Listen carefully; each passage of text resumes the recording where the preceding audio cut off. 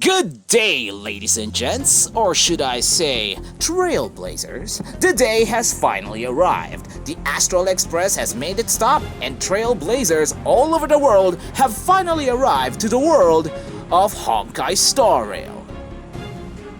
Did I say that correctly? The Honkai Star Rail launch show has also taken place as part of the game's release, which amps up the hype for the already anticipated game.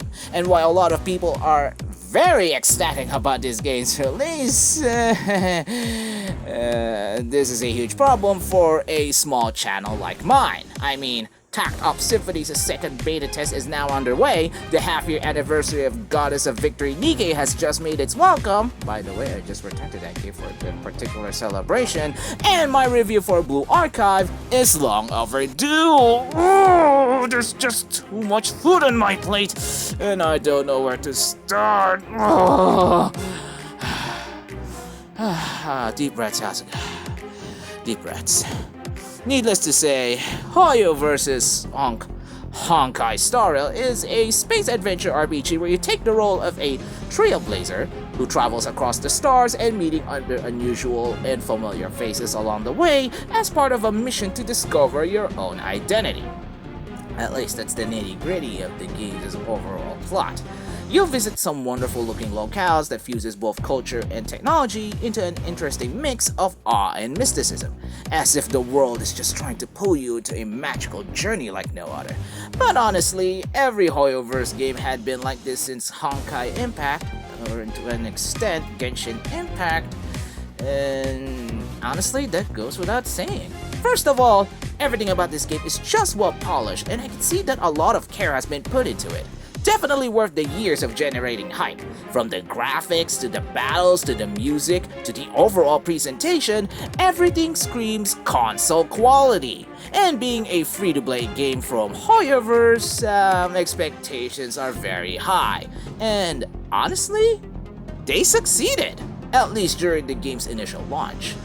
And I'm pretty sure that the game will evolve by then, and time will only tell if the game would continue to gain enough traction. Hopefully it does. So yeah. First, second of all, being a Honkai game, there's a possibility that a lot of people will see some familiar faces here, such as Bronya, Kafka, and even Seal, some of whom have widely different personalities compared to their Honkai Impact counterparts. Like Seal, for instance. Seal in Honkai Impact is a lot gentle, and in this particular version of Honkai, Seal in Star Rail is more hot-blooded than ever before. It just feels weird to see her go angsty like that. It's like she suddenly hit puberty in a very wrong way. And thirdly, the combat itself is varied and has a lot of experimentation to go into when it comes to team compositions, which adds a layer of strategy against every encounter. In short, it's basically a love child between Honkai Impact 3rd and Genshin Impact, while having some interesting features that makes it stand out as a Hoyoverse game. I'll explain later.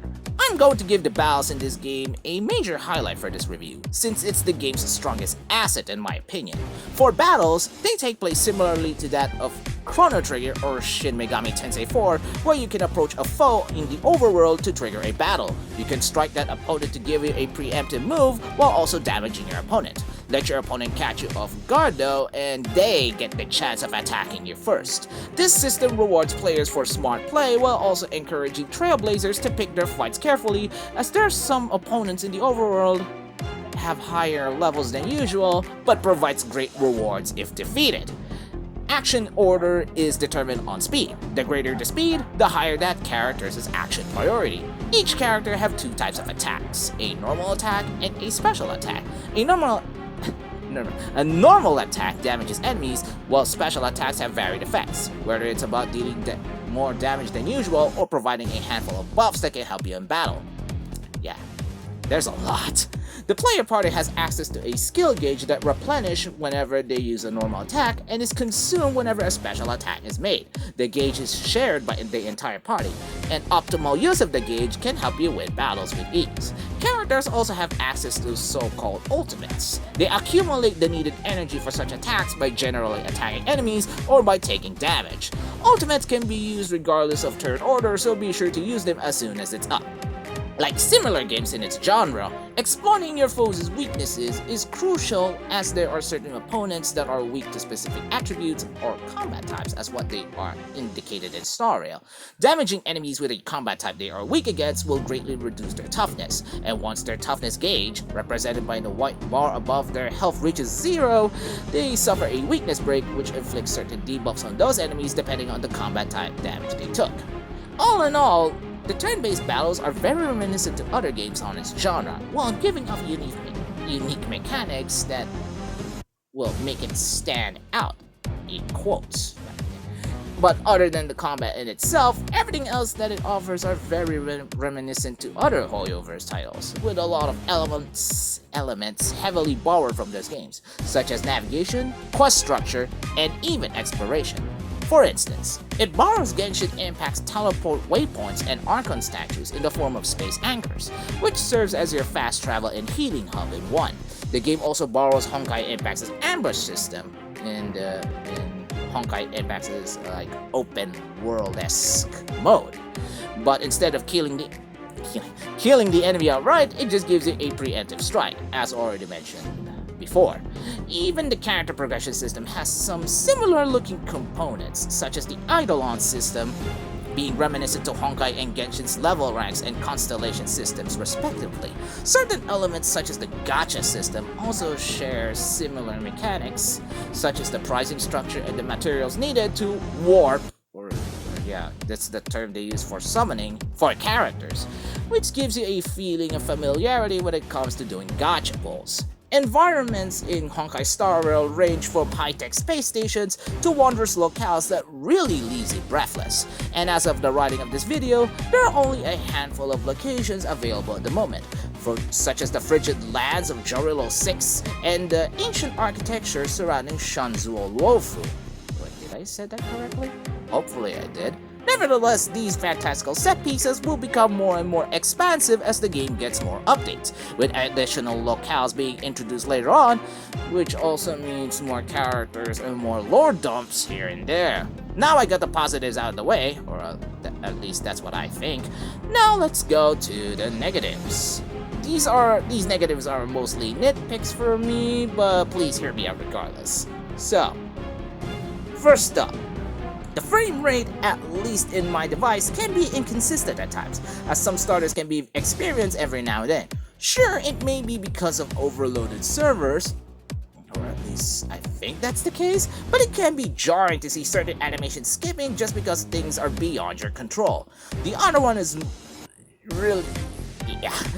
they're all nitpicks here, but I can see some players that came from Honkai Impact or Genshin Impact feeling a bit robbed while playing Star Rail, especially for those who got used to the more dynamic and rich combat that both games already offer, which is understandable since that Genshin has since become one of the golden standards in mobile gaming for a while now. And yeah, let's face it, Genshin has been like one of the poster child for what mobile gaming is about nowadays, to the point that it's being advertised in a lot of places. Certain plot points and story elements are also introduced as documents and other data pieces, which are scattered across the overworld, something that Genshin Impact have done in other games as well. Bioshock. Sure, it brings a sense of immersion and adds a layer of depth to an already rich story, but casual players will find it a chore to add another bundle of text to a jam-packed game already filled with story pieces that you may or may not entirely understand. Completionists will appreciate these collectibles, but for those who are just in for the ride, will find these documents nothing more than a pile of needless clutter.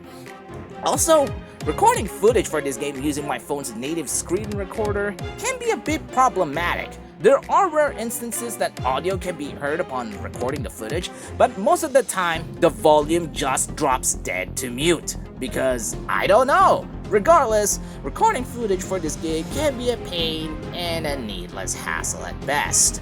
Since Honkai Star Rail is basically some form of an alternate continuity to Honkai Impact Third, some players may end up scratching their heads as to who is what and why certain characters need to exist in this game.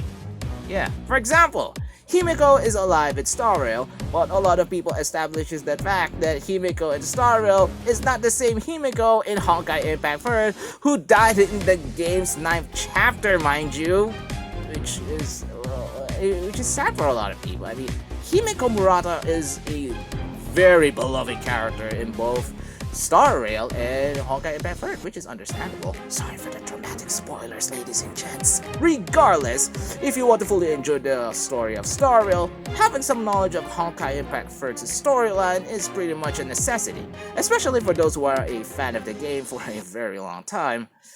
And I myself, admittedly, is not really one of them. I'm just there for the ride. There are also unskippable dialogues. So yeah. Those are fun. And yeah, stated, the game has gacha, of all things. You know what? This is already expected and gachas are here to stay, so I'm not going to dwell too much on that. But wait, there's more. Remember what I said about Star Rail borrowing mechanics from both Honkai and Genshin? Yeah. While it serves as a nice callback to those games, there's a probability that some people, including myself, will have this sense of deja vu in a very annoying way. Sure, it what makes it a Hoyoverse game per se, but it'd just be lazy to slap in similar mechanics already found in other games and in far better places, mind you. How about adding some gameplay elements that makes it stand out as an RPG game?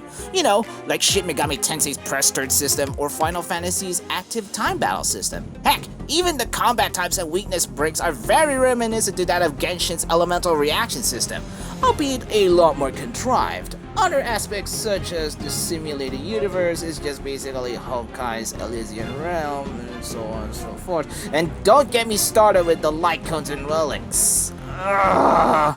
Overall, the combat and gameplay structure in Star Rail, while familiar and hits right at home, isn't entirely groundbreaking. And finally, like Genshin and Honkai, Star Rail can be a very grindy game. And with tons of characters coming on your way soon enough, yeah, don't ask. But despite those opinionated nitpicks of mine, there's no doubt that the positives of Honkai Star Rail outweighs the negatives real nicely. That being said, what are my overall initial thoughts about Honkai Star Rail?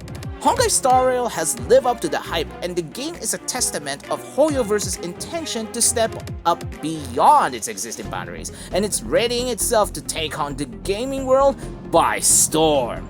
Hoyoverse's Genshin Impact is proof that they are no longer messing around with the overall quality of their games, and Honkai Star Rail has that similar potential to shine as bright as its predecessors, or maybe even brighter. Hopeful to see the game soar towards greater horizons as the Astral Express continues its journey in the sea of endless stars. And as always, thank you for watching. Feel free to leave your thoughts on this video by leaving a like, comment, and subscribe to the channel for more content. Click the notification bell if you want more videos from me, Yasuga. See you Trailblazers next time. May our journey lead us starward. Bye!